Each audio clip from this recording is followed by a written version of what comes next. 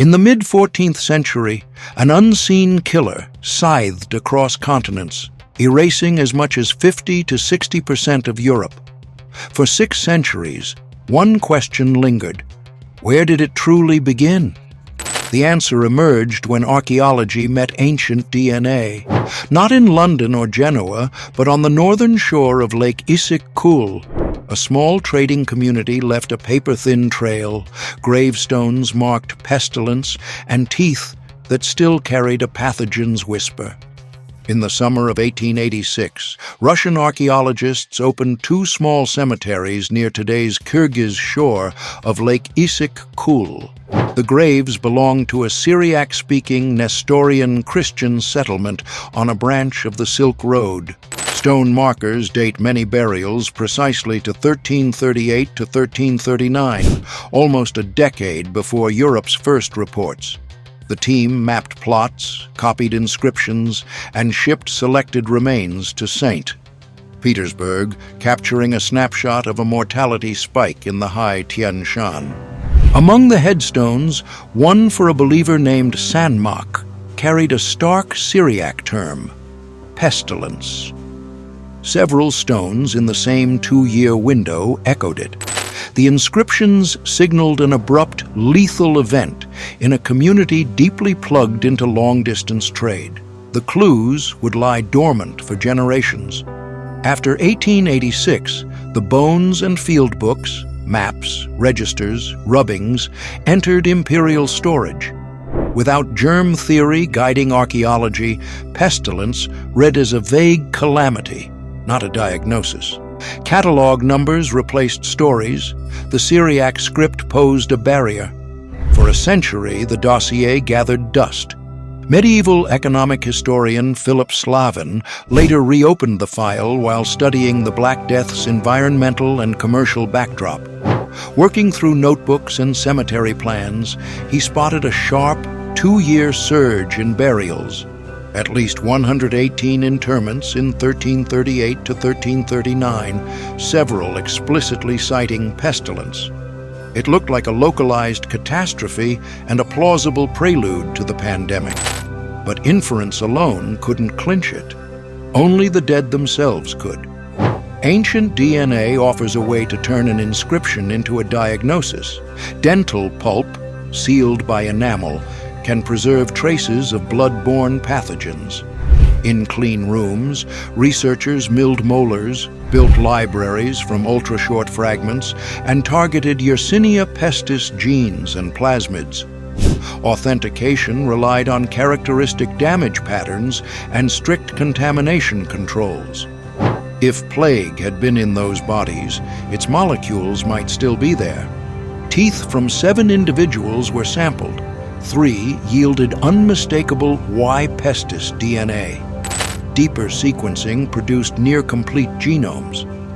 Plotted onto a global phylogeny built from ancient and modern strains, the Issyk-Kul genome sat at the hub of an early 14th century diversification. European Black Death genomes fall 1 or 2 mutations downstream, descendants, not peers. The word pestilence now had a molecular identity, and the burial surge a definitive cause. Time-calibrated trees reveal a sudden, star-shaped branching early in the 1300s. From a single lineage, 4 major branches radiate almost at once, a big bang likely tied to the pathogen entering new host and vector networks. The Issyk-Kul genome anchors this hub. Its mutations mark the split, while later strains fill the limbs. Because European victims already carry 1 to 2 extra mutations, their strains can't be ancestral. The mother node lies in Central Asia's plague foci, not in Europe. Future sampling may adjust branch lengths, but the backbone is clear. The Kyrgyz sequence sits at the root of the pandemic lineages that later ravaged Europe. Around Issyk-Kul, plague is a resident pathogen. It circulates enzootically in wild rodents, marmots, great gerbils, voles, via flea vectors. Most years, host and bacterium coexist in a low-level equilibrium. When an epizootic flares, sick rodents die and their fleas abandon cooling bodies, seeking new hosts.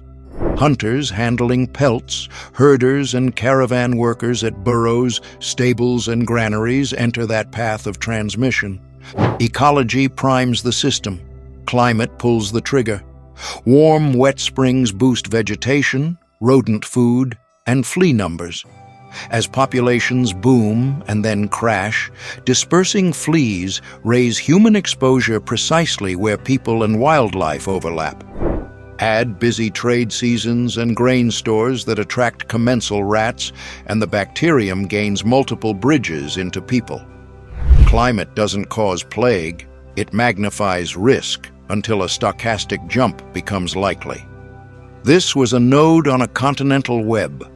Grave goods, pearls from the Indian Ocean, Iranian coins, Mediterranean items trace caravan circuits linking Issyk-Kul to oases and Black Sea ports. Camels moved hides and grain. Black rats rode in sacks and stables, their fleas hidden in fur. Each way station served as a relay where rodents mingled and the bacterium advanced step by step. By 1346, the chain reached the Crimean port of Kaffa under Mongol siege. Chronicles describe plague-stricken corpses hurled over the walls, turning a military crisis into an urban epidemic.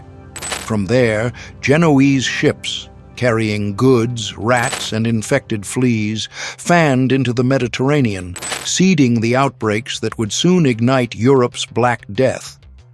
14th century Europe was primed for catastrophe. Cities were dense, waste management was inconsistent.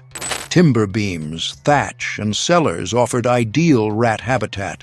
Markets, monasteries, and inns created constant rodent-human contact, while war and pilgrimage moved people and their stowaway vectors across regions.